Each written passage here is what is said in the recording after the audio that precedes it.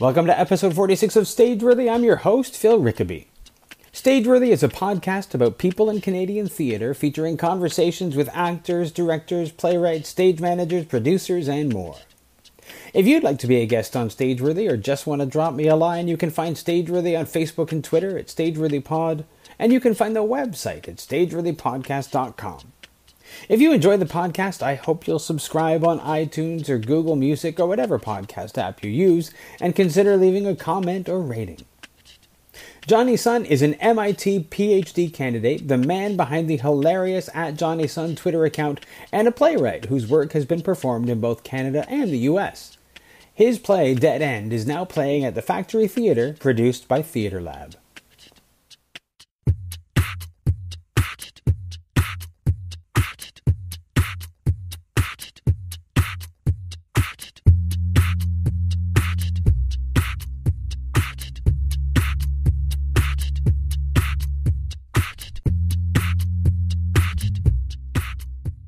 I was doing a little bit of research about you and just sort of looking you up, and I noticed that you are at MIT right now. Yes, correct. And you're your volume's a little bit low on the microphone side. Can you give me a little more volume there?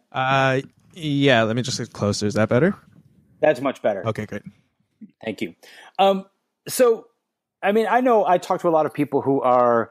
I refer to them as slashes. They're an actor slash staged combat person. They're an actor slash director, an actor slash designer, or a playwright slash whatever. I think you're the first playwright slash PhD candidate that I've spoken to. Cool. And it's interesting to me because your major and the things that you've studied in your academic world don't seem related to theater to me. Mm-hmm. Do you see them as related? I mean, I do. I think I see theater as like a way, and like I see theater and academics and kind of all the stuff that I've been interested in as a way to explore certain ideas. So I don't really see them as separate things, but really just like different mediums or different tools that can be used to explore certain things. So like the stuff that I explore in the play, a lot of it has to do with the idea of confined space and being present in a space with other people. And I think that kind of relates to the ideas that I am interested in architecture, for example. Well, just since you've brought up the play Dead End, which is opening in October in just a little while at the Factory. Mm-hmm. Can you tell me a little bit about what Dead End is about? Sure. Dead End is a one-act play. It's set during the zombie apocalypse. It's about two survivors who get trapped in a hallway where a zombie is blocking the escape or the open side of the hallway. So really it's kind of like, it's in the tradition of those kind of like bottle episodes, or like those plays that are limited to two characters, or in this case, three characters in a setting where they're kind of trapped. So when I wrote this play originally, I was reading things like Pinter's The Dumbwaiter or like Sartre's No Exit. And I guess Waiting for Godot is a classic example of that kind of idea. But that's the format, and it really is this setup that allowed me to explore conversation and allowed me to explore how people process things like death and mortality, or things like the other, or ideas like that. Well, it's interesting that you bring up the topic of the other. When as we're recording this, there's the U.S. election, which seems to be very much hinged on, at least on one side, about conversations about the other, and so that's definitely an issue. Have you? I mean, zombies can stand in for all kinds of different. They can symbolize different things. Mm-hmm. For you, in the context of this play, what does the zombie symbolize, if anything? Um, it definitely symbolizes, I think, this idea of something that looks human but is ascribed like non-human properties. And so I think there's a lot of play, and it's something I think that's been explored as part of like the broad genre of zombie fiction, I guess. About like just questioning if this thing is human or this is a non-human thing that has a human appearance. So it definitely represents that kind of idea and the exploration of, well, if it's not human, is its life still worth something? Or if it is human, then how do we see past the non-human aspects to get to the human aspects? And I think like a lot of those types of ideas are related, like metaphorically to race and the way that, especially in the US, and I think that's probably why the Theater Lab felt a connection to this piece enough that they're producing it, is because I think some of those conversations parallel what's happening in US and in the US and in American politics right now. In terms of the way that you are looking at that, there's all kinds of all of the stuff that's happening in the U.S. And you know what? Canadians get to be smug, but we don't get to excuse ourselves. Yeah. Because we have our own race problems here. Absolutely. Regardless of what we like to think about ourselves. So these are universal things, and as somebody who is who is Asian, writing about these topics, do you find there's a different way that you're looking at it than somebody who was Caucasian or Black might be looking at it? And that might be kind of a stupid question, but I'm always curious about the way that other people approach things. Yeah, absolutely. No, that's not a stupid question at all. I think, and like, this is kind of interesting because it's not like I think identity as an Asian Canadian hasn't been something that I've really explored, I think, as I was growing up, because I think I was fortunate enough to live in such a diverse community. Like, I grew up in Toronto, and my high school was incredibly diverse, and like, I think I lived in kind of the quote racial utopia unquote that Toronto tries to like present itself as.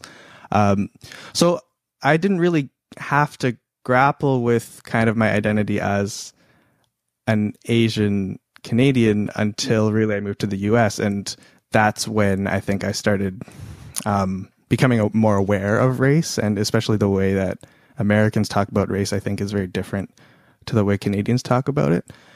But looking back and in retrospect, I think a lot of my work does relate to the fact that growing up, growing up as an Asian Canadian, there always is a sense of being an other and of being someone who is kind of given membership but doesn't truly belong. And I think that happens on both sides. I think that happens as, like, from my personal side, I think I've always felt like a little bit of a distance. And I think also in a lot of spaces that I've tried to occupy, like in architecture, in design, in theater, and in comedy, there isn't a lot of Asian representation. And it's primarily a space dominated by either white dominated or African American dominated. But I think regardless of the other races, there hasn't been space carved out for Asian Americans. And so I think whenever I've kind of been in a space, like going to Second City or doing sketch comedy or anything, I've usually always felt like the only Asian in the room. And I think that has contributed to the way that I perceive myself and kind of my place in the world, which comes out, I think, in different ways than are traditional.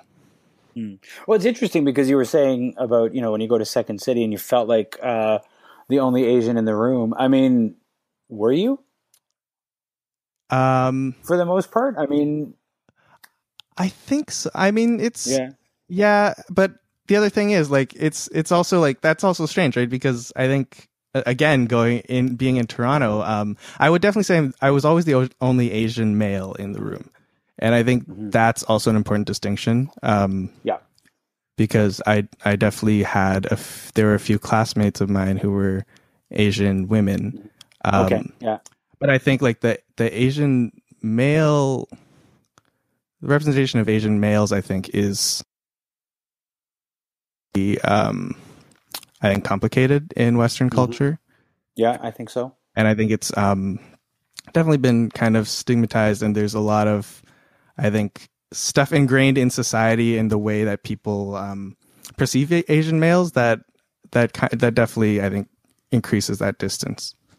Absolutely. I mean, I think it goes. I mean, from what I understand, I've talked to a couple of people in the past about the company Fujian in Toronto, which primarily concentrates on creating work featuring and by Asian Canadians, and were instrumental in at least the people surrounding that. I think were part of the genesis of Kim's Convenience, the Fringe hit, the Salt Pepper hit, all of that, and now TV show, which are very unique in that they're putting Asians on the stage and now on television. Right. That's something that we haven't seen, especially in the context of leading characters. Mm-hmm.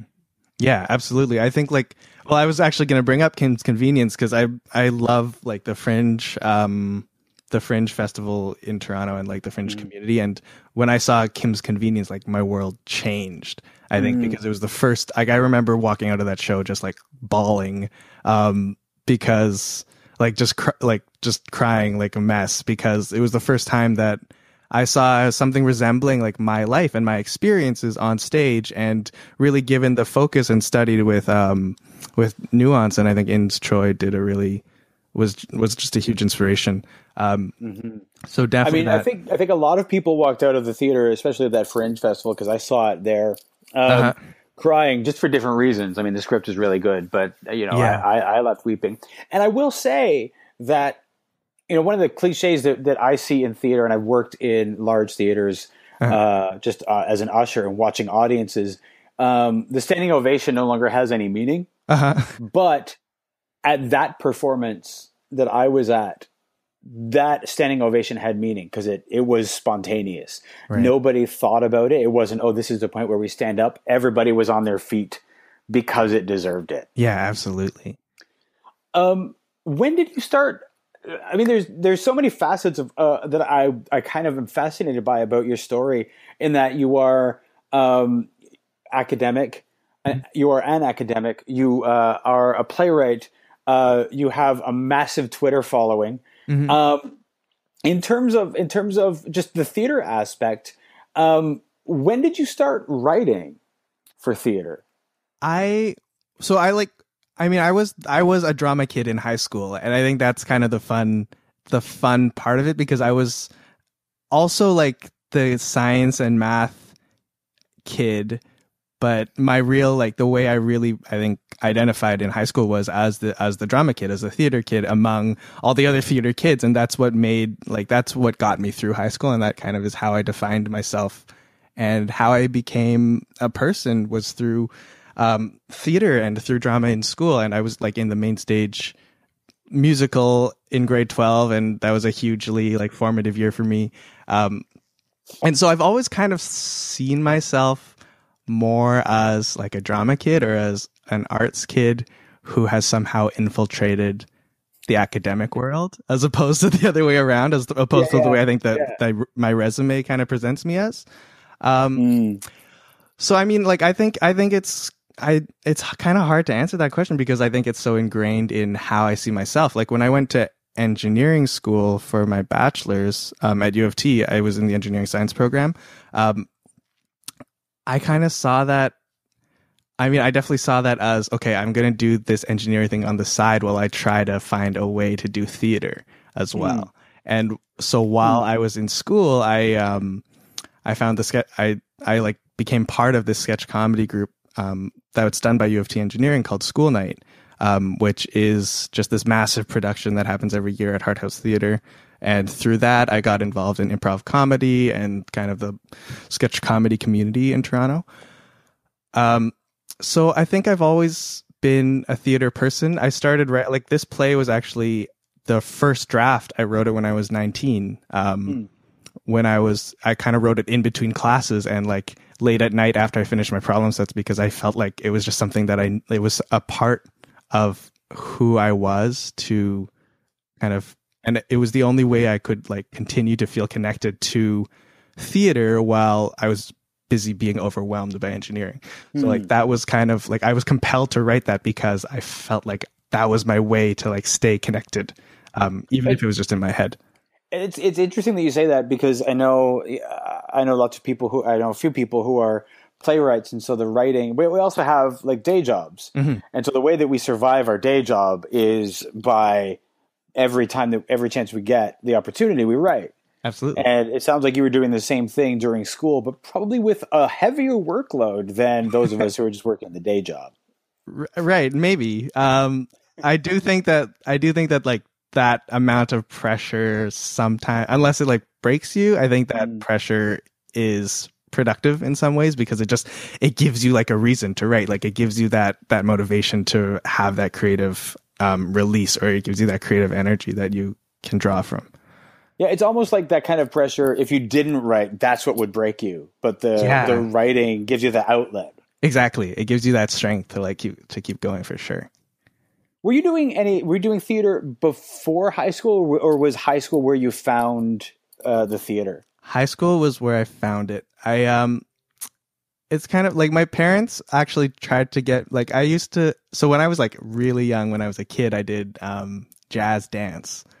And that was kind of the closest I think it got to performance. But really, like, my decision to do theater was, I was such a shy kid, and I was such like I was so afraid of like public speaking, but I always watched, like, I watched every movie. I loved watching TV and film, and I loved I loved the entertainment industry, and I was obsessed with kind of Hollywood and TV and and indie film and film festivals and stuff.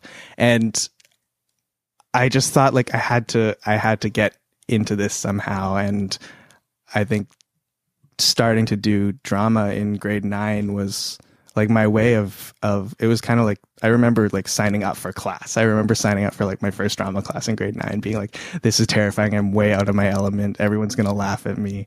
But that's kind of how everyone felt when they joined drama in grade 9, right? And then you find your community, and then you grow with those people. So that's right. Yeah. Yeah. It's interesting that you're talking about being a shy person, when I know so many people in theater, and I've spoken to so many who are introverts by nature, but everybody thinks that an actor is going to be this extrovert that's like out there. But so many of us are the opposite, and not extroverts. Absolutely. Did you find that? I mean, I'm sure that you've noticed that as well, and it sounds like you're the same way. Did your parents encourage the journey into theater? Yeah, it was always like they're kind of like funny to me, because I think we're both the most apprehensive about the arts, but also the most like encouraging, and the most like whenever me and my brother did anything, I think arts related or theater related, they were the ones who loved that the most. So I think it was a bit of both. I mean, they immigrated to Canada, and so I think, and this is something that I'm also just starting to really come to terms with, and to really understand them. But I think the immigrant experience is kind of this feeling of like we came here to create a better life for our kids and for our family. And when you do that, you try to guarantee that success as much as possible. Mm-hmm. And so I think common to any children of immigrants, regardless of like where they've immigrated from, but like that feeling of like we want our kids to be successful and to like kind of reap the benefits that we made sacrifices for. Mm-hmm. And I think that attitude has definitely lends itself to like going towards more traditional fields where you would expect to find success. And I think the arts have never really been on the radar for most immigrant families, I'd say. Mm-hmm. So I think that was where the apprehension was. It was like, well, if you follow this direction, like how are you going to make money, or like how are you going to, like, we don't have a roadmap for this. Yeah, it's true. Yeah, and I mean that's just true of the arts in general, right? It's a lot more. There's a lot more of a hustle, I'd say. Mm-hmm. But yeah, I mean, there was that attitude, but at the same time, when they were in China, they were also performers. Like they sang, they did, they were involved in the arts and stuff. Mm-hmm. And so I think they always had that passion as well. So and that's definitely where my brother and I both got our artistic sides from. So I think them seeing that come out too was also very exciting. And so like it was this strange dynamic where like we were told kind of to avoid doing theater and the arts, but every time we did it, they would love it, and they'd come to see all our shows, and they'd be quoting lines. Like my dad still quotes lines from like a show I was in 2009. And like my mom reads all my tweets. So it's like kind of mixed messages, but it's also very encouraging when that happens. Can I ask you a question about the decision to pursue the path through academia that you have, rather than trying to pursue a theatrical or more theater focused life? Maybe you don't see the two as separate mm-hmm. as they are in my mind, but your resume and all of the media about you does focus more on your schooling, your academic life, and the Twitter account, rather than the theater life. So I'm curious about what drove you more towards academia. Sure. Yeah, there are. I think there are a lot of reasons. I think mainly, like when I was trying to figure out what I was going to do for my undergrad, it was actually kind of like a decision between like, oh, should I apply to theater school? Or should I do engineering? And a lot of mentors that I had that were kind of working artists or people, or like my drama teachers and stuff. I think the impression that I got was like, in order to really succeed in the arts, you need experience, right? Like you need stuff to draw from. You need to have lived a life. And that kind of left the impression in me that, like a career in the arts you can start that when you're 18, or you can start that when you're like 65. Mm-hmm. And there was no set timeline, and I did want to do I wanted to explore academia, but I wanted to like do engineering, and then I wanted to do architecture. But with those things, because I think those are more institutionalized and they come with like the degrees and the systems, that felt like stuff that you kind of had to do earlier. Mm-hmm. So in a sense, like that, those timelines kind of dictated my choices more than anything. I'd say like I would not feel comfortable going to do a master's when I was 35. For like, I wanted to kind of get those checkpoints out of the way, and kind of free up the rest of my life to be able to do the stuff that I could do, and hopefully my experience that I gained from being in school and doing this stuff would actually help and not detract from my ability to produce as an artistic creator.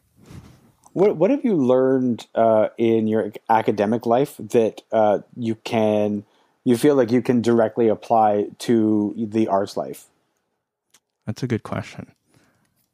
A lot of it is like there's two things. One is like the actual content, but the other thing I think is kind of the meta side, like which it's process and it's discipline, I think, is the most direct answer, because I went through two really hard programs, like engineering science and then architecture school, are both notoriously like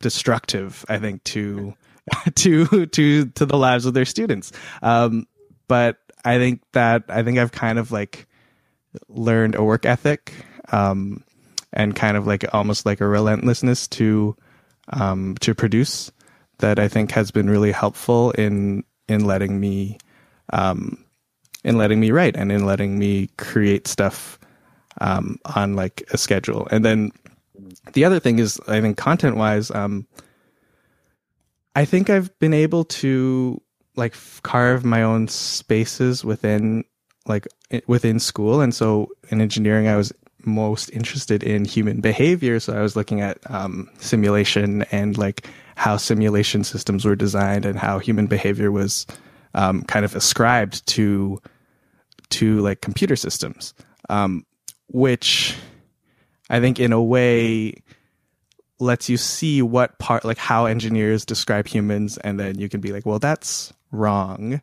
That doesn't get anywhere close to how people actually behave. But like by being able to see how people look at how humans behave or how humans think, I think like just seeing that from all these different angles really helps give you context and give you perspective on what's missing and what's important, and what things you can write in a play that you can't like do in a computer program, right?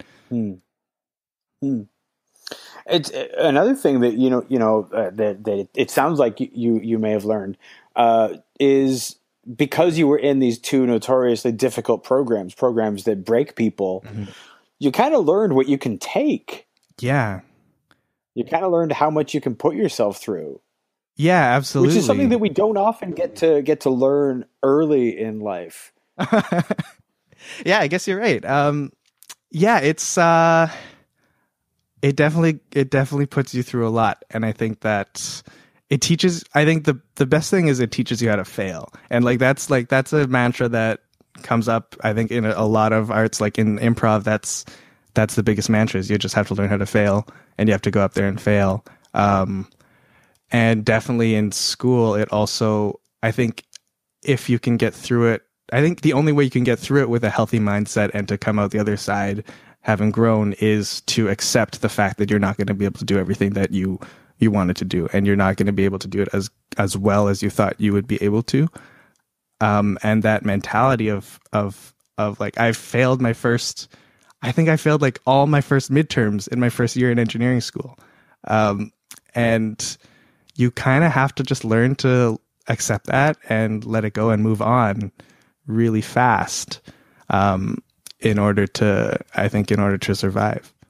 That's a really valuable lesson, because I mean, that's something that you may learn in an improv class or in improv classes, but I know in theater school, failure was the last thing anybody wanted to do. You were so worried about failure that it was almost, for some people, it may have been even crippling. I know I had this intense fear of failing when I was in theater school, and having the freedom to know that it's part of the process, I think, is something that would have been healthy and better to learn early on. And you learned that through not doing theater, really. Right. Well, like what happened in theater school when you failed? Usually if you always felt in theater school that if you failed, that like failure was like the worst thing you could do. If you failed the scene, or if you failed whatever the project was, that this was another strike against you. And in the theater school, they often they start with a big class, and the idea is to whittle you down. So they're always looking for reasons to ask people to leave the program. Oh, wow. And so you always felt like if you failed, that was going to be a thing that they used in order to remove you from the program. Right. So the stakes were always really, really high that way. Instead of it being something that was encouraged and to think that you would learn from the failure. Mm-hmm. Oh, wow. Which is so healthy and so important because, you know what, once we're out in the theater world, we are going to fail. Right. Many times. We are going to fail to get a role at an audition. We're going to be in a play that doesn't work. We're going to get terrible reviews. And how you learn to deal with those things is super important. Yeah, absolutely. And in the real world, like there's no like upper, like there's no upper system telling you what's right and what's wrong. Like there's no system to subscribe to. Whereas in school, I think, and that like in any school, there's always like a definite reason why you failed or a definite reason why you succeed, and that just doesn't exist outside of that. It's true. When did you start this Twitter account of yours? 2012. And from the beginning, was it what it became? Was it a comedy, or did you start with like most people do? This is my lunch. Here's what I did today. That sort of thing, or did you have a clear vision from the beginning? I definitely did not have a clear vision. I actually, so it's funny because I think when people ask when did the Twitter account start, I automatically think like when did like this version of like the Jonny Sun and like the weird comedy stuff start. But like I think I had my Twitter account since like Twitter started. Like I think I had it in 2007 or something. And so for like from then up to 2012, I was just using it the way everyone else was. Like I was tweeting like just saw a movie. Like my first tweet I think was like just looked up Japanese money on Google and it looks really cool. But it was just normal stuff. And I think as I got into comedy more, I started trying to use Twitter as a place to write jokes, but it was still like it wasn't clicking. Like I think for a few years I was trying to like use hashtags to like I would literally write a pun and then go hashtag pun and then tweet it.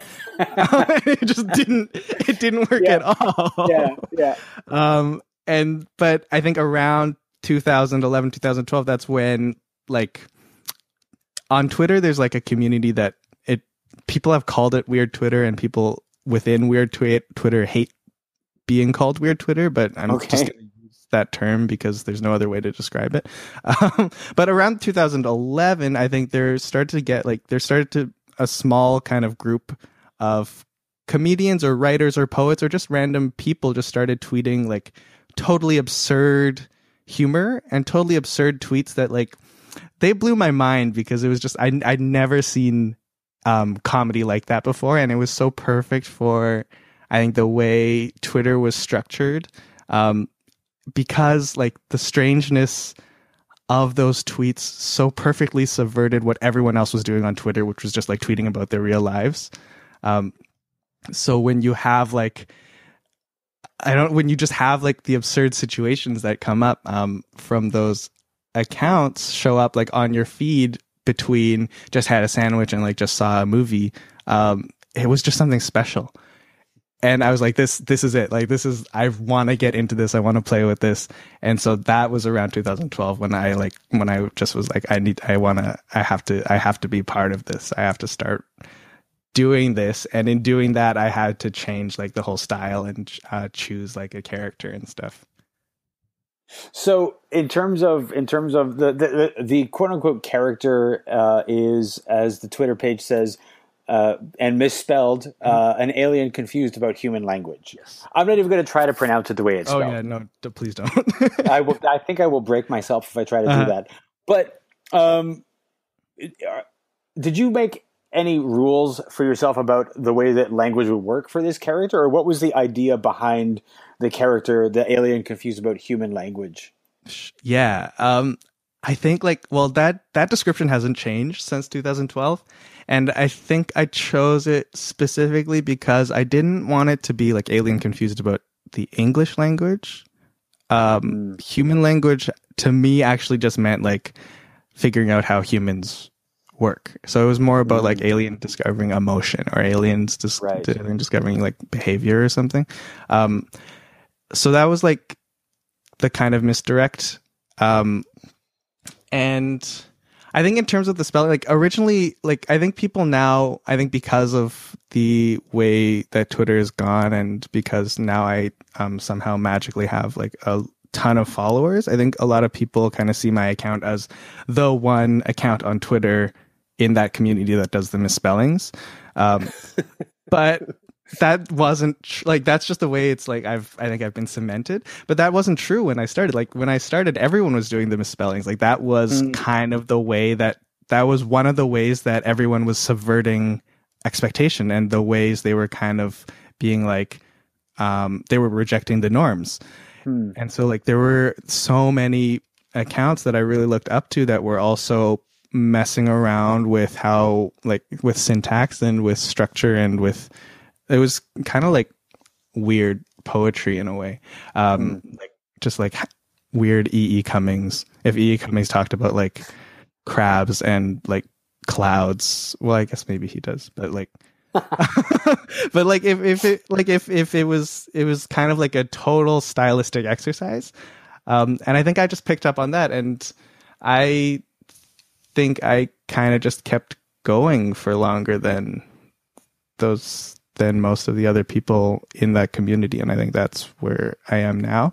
But definitely, like the misspellings have a purpose of, like, it's funny that you said like I'm not even going to try to pronounce the bio the way it's spelled, because like I think that's so ingrained in the joke of seeing the misspellings online. Like the whole point is that you can't like, this is something that only works as a medium if you're reading it. It doesn't work as a medium if you're telling it. And no, you can't. I think that's what's kind of interesting about it, is just looking at it. The misspellings don't actually make sense, right? Which is kind of what's brilliant about it. Yeah, absolutely. And they don't make sense like linguistically. Like they're not. I'm not misspelling them the way like someone would be mispronouncing a word in real life, right? Like they're very native to like the actual way that most of the things, when I started out, like the system was like, I noticed that N was a common letter in most words, and the words B and M are right next to N on the keyboard. And so like, I think most of my typos are around the letters N, M, and B, because they were just like located in the same area as common letters. But it was I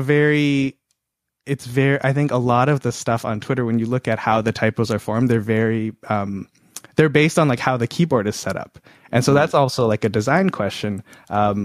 Like people, I think one of the common things is accidentally putting, a comma instead of a period, because those two are right next to each other. Yeah. If you go like back, like way back, when you start like at the start of memes, it would always be like exclamation, exclamation, exclamation mark 1. Yes. Right. Yes. Yeah. And that's like, I saw that as like this in the same kind of vein of all that stuff, because it's based on the keyboard. It's all typographical. Did you actively grow the Twitter account, or did it just happen? It just happened. Like it was, I was just blown away, because I used it very much as like a way to keep writing. And even though it's like a tweet a day doesn't sound like a lot, I think when I was in architecture school, and that actually was a lot to even just like dedicate 15 minutes to thinking of a joke. But I've always told myself, and I think I've stuck to this for the most part, but I've always said like, I'm gonna tweet once a day. I'm gonna write one joke a day and sit down and think about it and put it out every day. And I think that kind of consistency and that, I guess like discipline, it's funny to talk about discipline when you talk about tweeting. But that type of discipline, becomes like, I think you need that. 'Cause I think when I follow someone, I follow them because I want to see what they're saying every day. Like that's part of the contract that you make, right? And if you're tweeting sporadically, if you're tweeting like a bunch for one day and then not saying anything for the next week, I think that doesn't really help natural growth, right? But I think if you're tweeting every day and people are like, oh, this is someone that I can kind of come to and see new stuff every day, then I think that helps things grow naturally. Do you ever look at that follower count and just wonder how it got to that point? Oh, every like day. I look at my personal account, I am over 1,000, and I'm like, yeah, I'm over 1,000 because I made, it was like, this is what I want to do is I want to get my Twitter account, so it's not like me and like 5 friends, but I really wanted to grow it, so I put effort into it. But I look at that number, and sometimes I'm like, yeah, and it still goes up sometimes, and here I look at yours, and it's 181,000.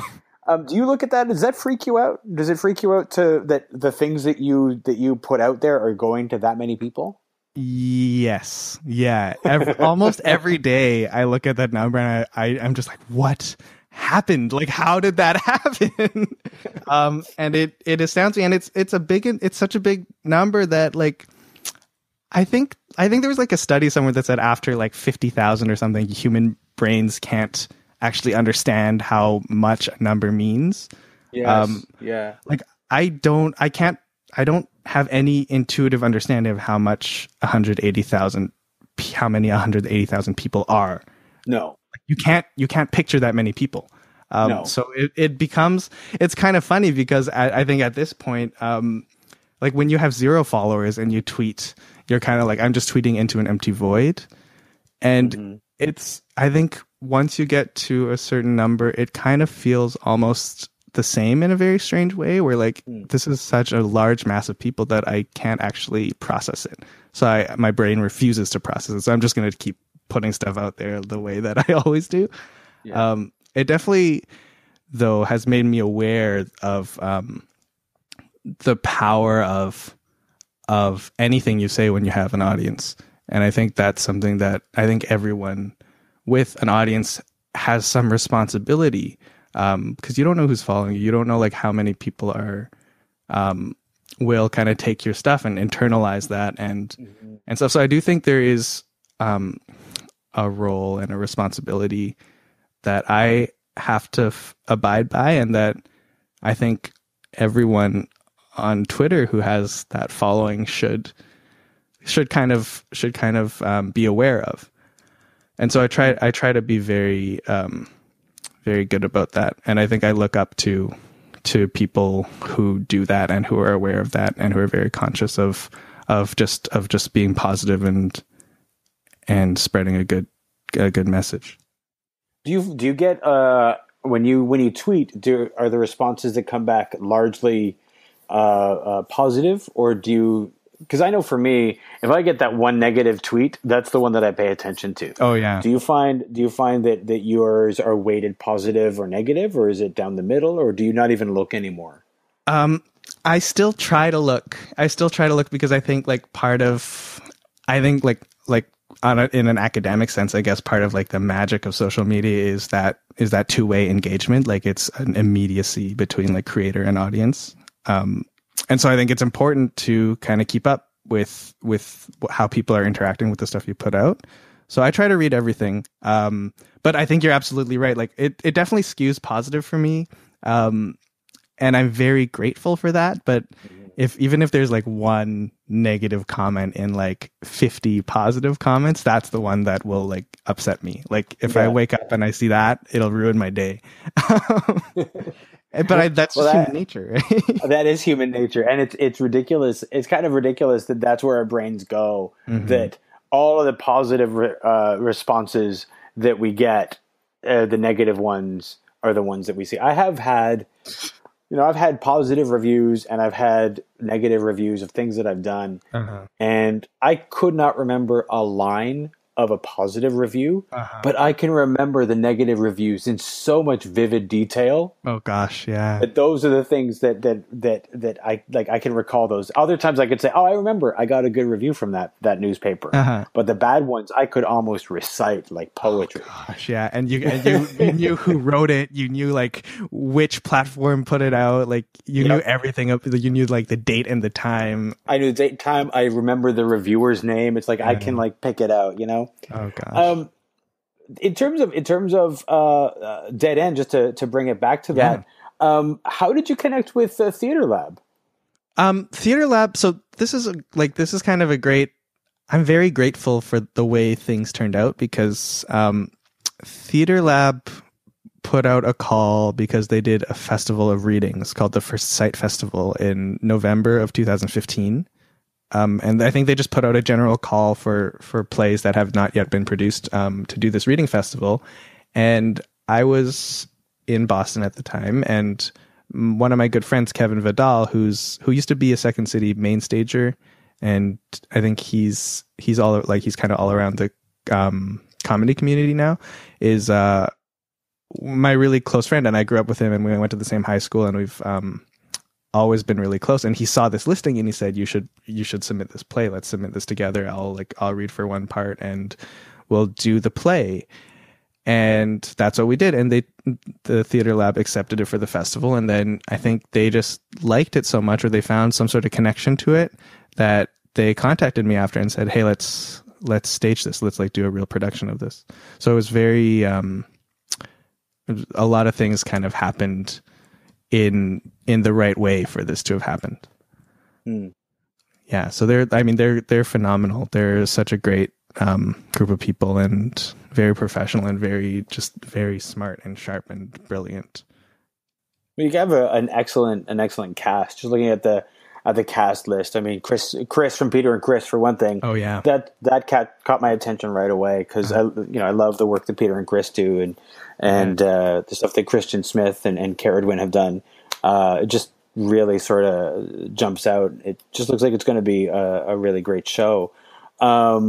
And it's good to hear you feeling really positive about it, and that your experience with them was really good previously. Mm-hmm. Is in terms of how this is happening. I mean, you are not in Toronto as this is being worked on, but I understand you're coming, I guess, for opening. Mm-hmm. Yep. Is it strange to be so far away from the production at this point, or is it almost a relief to not have to be in the room and just to sort of show up and see what they've done with it? Yeah, I think that was kind of like, I've done productions where I've written and directed and been in the show, and so I feel like I've had that experience, but I've never had the experience of kind of giving something I've done to a group of artists and just letting them take it and run with it. And so that was very important to me, that I wanted to have that experience. And I also didn't want to kind of intrude, and sometimes it's kind of like, oh, the playwright's coming now and he's going to tell everyone that they've ruined everything. And I didn't want to intrude on their creative process. So it's been really great. And Michael, the director, Michael Orlando, has he's kept me in the loop enough to so that I'm kind of aware of what's going on. But the other thing is, I went to the first table read of the play when we got everyone together, and I think I was still I was listening to the read and I loved it and everyone was great. But personally in my head, I was like, there's no way I could direct this. This is too close to me. And this is too, it's almost too personal to me, where I would not be able to let anything go. And all I saw were the wrong words I chose in the script, and I would be endlessly tinkering. So I think that kind of separation was healthy on my end. Yeah, it's hard to be a playwright and director. It's hard to, I mean, I've been a playwright and performer, and that's hard. Mm-hmm. But to be a playwright and director, because there's such different hats, and you really have to be able to stop doing one and concentrate on the other. Mm-hmm. Yeah. It also, I mean, it's hard to be the playwright in a room when people are rehearsing your play, because that urge to tinker has got to be pretty overwhelming. Even if you're not the director, if you're sitting in the room, you keep wondering, how could you improve what's being said? Yeah, absolutely. And I think one of the blessings, when you'd mentioned the cast, Christian and Chris are both improvisers and comedians. I think first and foremost, I'd say. And I think that's kind of excellent, because I think there's there's a divide in Toronto theater where the improvisers aren't seen as actors and actors aren't seen as improvisers, and there's such a split there. And I've talked to a lot of my improv friends about it, and I think it's they think it's very unfair that they're not being considered for truly for theatrical productions. and they're just not seen as like real actors, quote unquote. So I thought it was great that our cast is made of improvisers.